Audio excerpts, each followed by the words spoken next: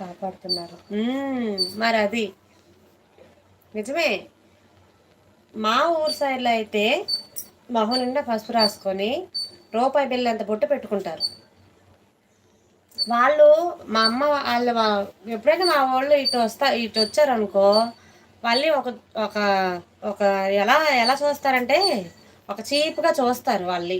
ఏంటి వీళ్ళు ఇంత బొట్టు పెట్టుకున్నారు, ఏంటి వీళ్ళు ఇంత పసుపు రాసుకున్నారు అనేసి అంటారు. ఇక్కడ పట్టణాల్లో అంట. ఎక్కడికైనా హైదరాబాద్ వెళ్ళినప్పుడు కూడా, హైదరాబాద్లో కూడా విచిత్రంగా చూసేవారు.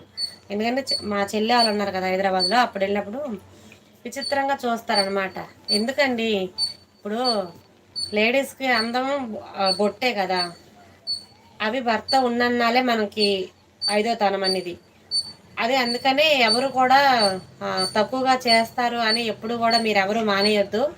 మనం నిండుగా చేతిలో గాజులు వేసుకోవాలి, తల నిండా పూలు పెట్టుకోవాలి, అలానే చక్కగా నుదుటిలో కుంకుమ పెట్టుకోవాలి. కుంకుమ అనేది ధరిస్తేనే చాలా మంచిది. అలాగా మన ఐదో తనాన్ని మనమే కాపాడుకోవాలి. అందుకని ఎవరిని కూడా ఏంటి వాళ్ళు ఇలా ఉన్నారు అలా ఉన్నారని, నిండుగా కనబడే ముత్తైదువుని ఎప్పుడు కూడా ఎవరు కూడా తక్కువ చేసి మాట్లాడొద్దండి. అది కొంచెం అంటే మీరని కాదు, చాలా మంది బయట ఉండేవాళ్ళు అలాగా మాట్లాడుతూ ఉంటారని, అంటే నా ఎదుట